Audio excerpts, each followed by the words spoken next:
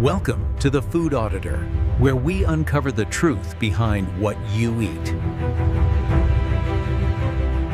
Walking through a modern supermarket feels like an act of blind trust. You walk past aisles of vibrant packaging, assuming that if it's on the shelf, it must be safe for your family.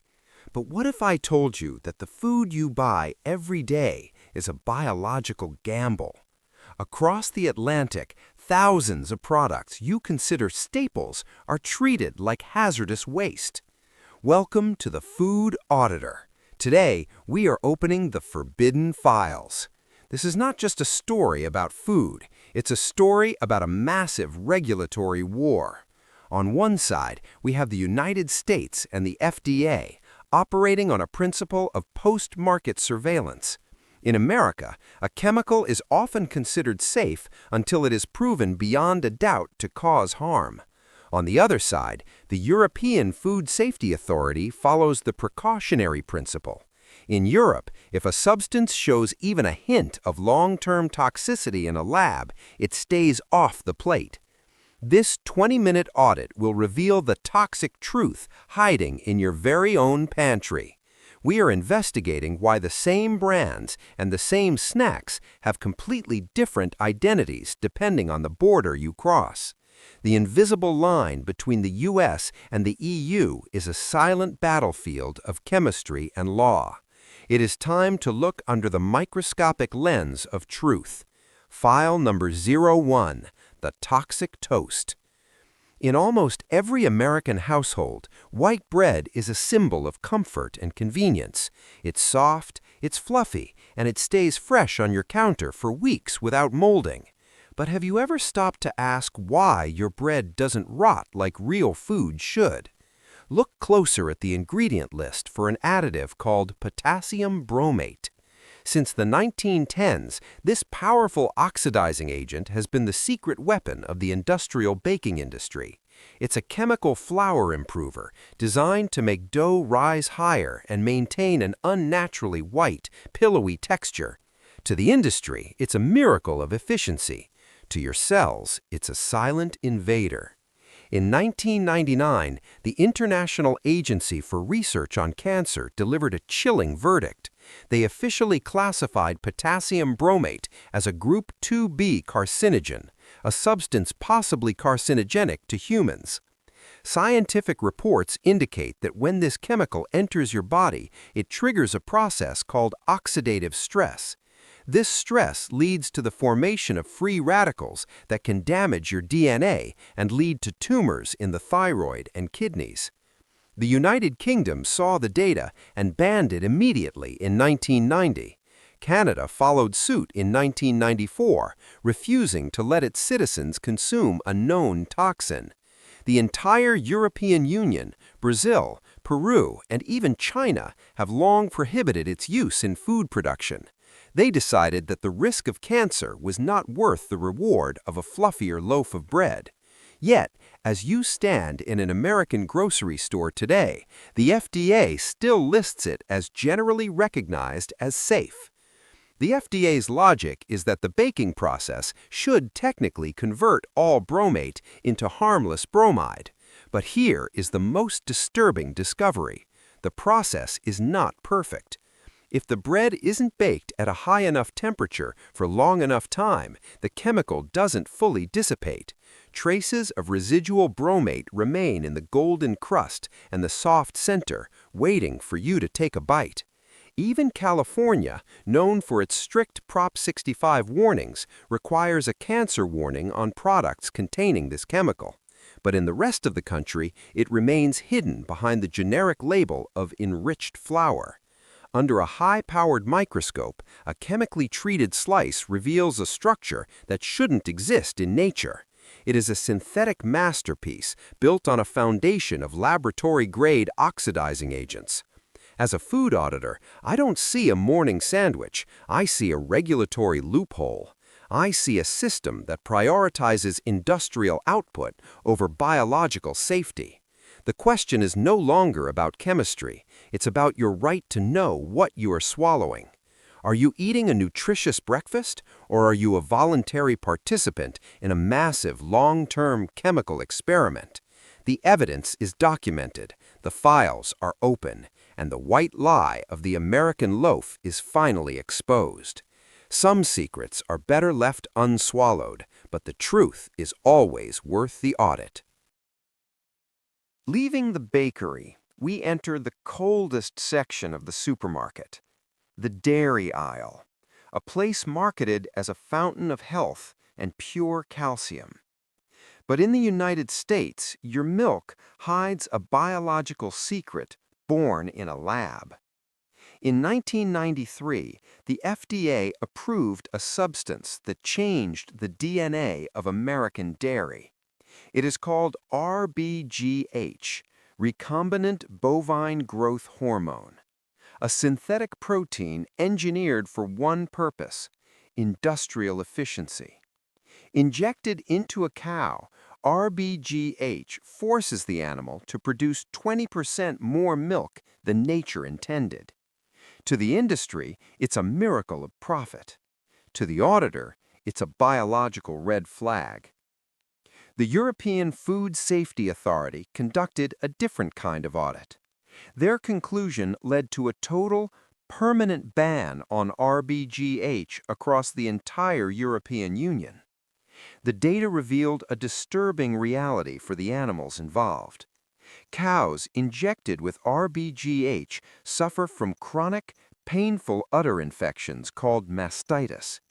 To keep these overworked animals standing, the industry uses a heavy cocktail of antibiotics.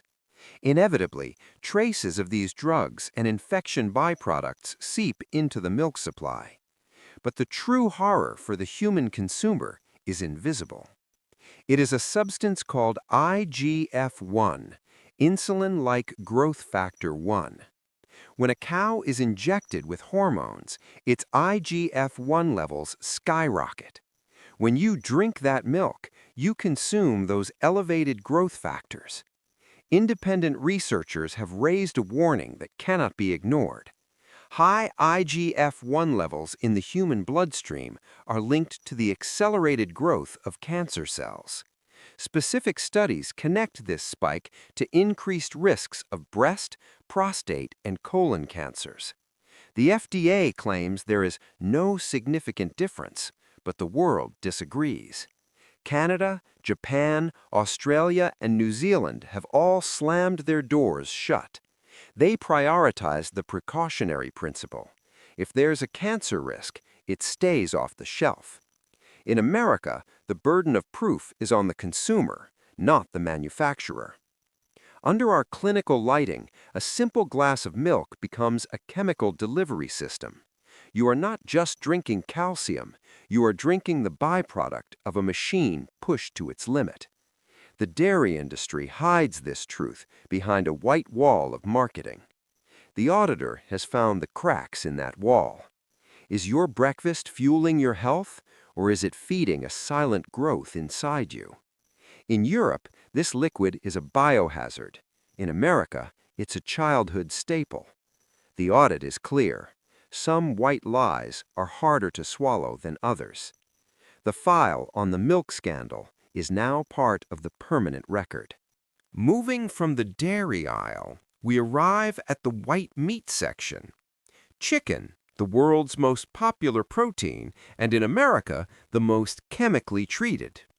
If you buy chicken in a U.S. supermarket, chances are it has been through a chemical bath. The industry calls it pathogen reduction, but the rest of the world calls it chlorinated chicken. In the United States, thousands of birds are dipped into massive tanks of chlorine-based solutions. The goal is to kill bacteria like Salmonella and Campylobacter. But why does American chicken need a bleach bath in the first place? The European Food Safety Authority banned this practice back in 1997. Their reason wasn't just the chlorine itself, but what the chlorine hides. In the U.S., industrial farming allows birds to be raised in cramped, unsanitary conditions. By the time they reach the processing plant, the contamination levels are dangerously high. The chlorine bath acts as a chemical reset button, a way to wash away the filth of poor hygiene. Europe argues that this encourages a cleanup at the end rather than maintaining safety throughout. Under our clinical lens, the bright white skin of the chicken hides a dark industrial secret. When you bleach meat, you aren't just killing bacteria, you are masking the failures of the supply chain. The smell of a swimming pool shouldn't be the first thing you notice in your kitchen. Independent audits show that chlorine doesn't always kill the pathogens, it simply makes them undetectable. Salmonella can go into a dormant state, surviving the wash and waiting for your dinner table. While the USDA insists it's perfectly safe, the EU remains unmoved. They believe food safety starts at the farm, not in a vat of industrial chemicals. As a food auditor, I see a whitewash that prioritizes speed over substance.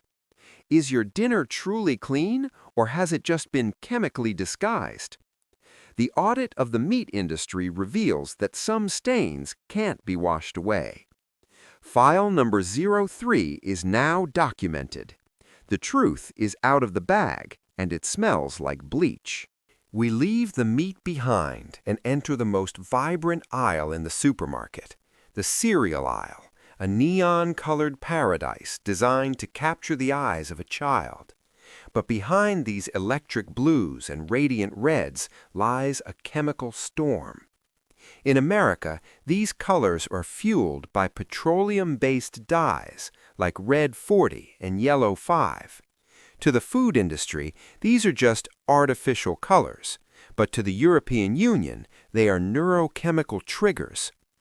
Since 2010, Europe has mandated a chilling warning label on foods containing these dyes. May have an adverse effect on activity and attention in children. This warning was born from the famous Southampton study in the United Kingdom.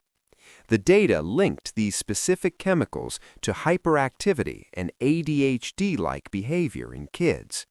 While European manufacturers switched to natural extracts like turmeric and beetroot, American brands continued to pour synthetic petroleum into their mixing vats. Under our clinical lens, a bowl of colorful cereal looks like a petri dish of liquid plastic. These dyes are not just sitting on the surface, they cross the blood-brain barrier. They aren't there for nutrition, they are there to create a craveability that nature can't match. In our chemical lab, we analyze the molecular structure of these chemical crimes. We see jagged chemical chains that the human brain was never evolved to process. The FDA still claims these dyes are safe, despite thousands of parents reporting otherwise. They prioritize the visual appeal of the brand over the neurological peace of the child. In London, these cereals are reformulated or carry a warning like a pack of cigarettes.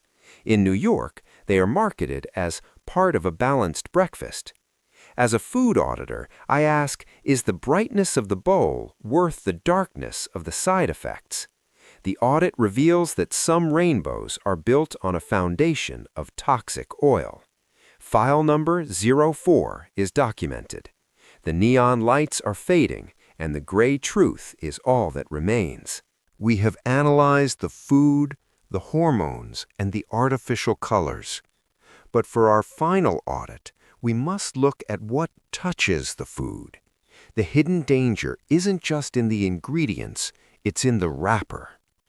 Welcome to the final file, the forever chemicals. When you hold a greasy fast food wrapper or a microwave popcorn bag, you notice they don't leak. This is made possible by a class of thousands of synthetic chemicals called PFASs, per- and polyfluoroalkyl substances. The industry loves them because they repel water, grease, and heat with perfection. But scientists have given them a much more chilling name, forever chemicals. They are called this because their carbon-fluorine bond is one of the strongest in chemistry. They do not break down in the environment, and they do not break down in your body. In the United States, PFASs have been used in food packaging for decades with minimal oversight. Every time hot, greasy food touches these treated wrappers, the chemicals migrate. They seep into your burger, your fries, and your pizza. Once they enter your bloodstream, they begin a journey that lasts for years. Independent studies linked PFAS exposure to a terrifying list of health problems: liver damage, thyroid disease, decreased fertility, and a weakened immune system. Most disturbingly, they are linked to an increased risk of kidney and testicular cancers. In our chemical lab, we see these molecules as invisible biological chains. They accumulate in your organs, slowly building up over a lifetime of convenient meals. The European Union has already taken a stand against this invisible threat. Several European nations are pushing for a total ban on all PFASs in food contact materials. They believe that no amount of grease resistance is worth a permanent toxic legacy. In America, the FDA has started voluntary phase-outs for some PFASs, but many remain legal. The burden of safety is once again placed on the consumer's shoulders. Under the microscopic lens, the surface of a fast food wrapper looks like a slick chemical wasteland. It is designed to stay clean, while your internal biology becomes contaminated. As a food auditor, I see a food packaging industry that prioritizes convenience over survival. We are literally wrapping our nutrition in substances that nature cannot reclaim. The audit of the grocery store and the fast food chain is now complete. From the bread you toast to the paper that holds your burger, the system is flawed. The regulatory gap between the US and Europe isn't just a matter of law.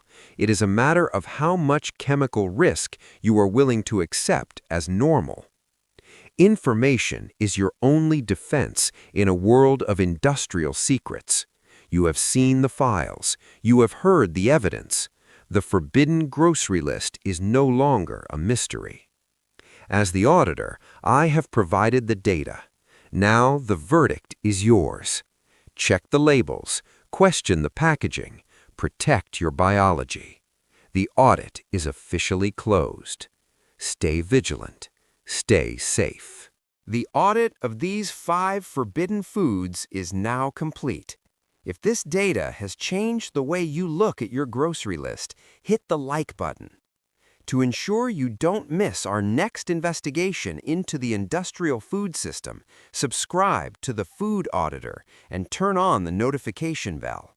Your health is your only true asset. Protect it. Leave your questions in the comments below. I read every file. Until the next audit, stay vigilant. Stay safe.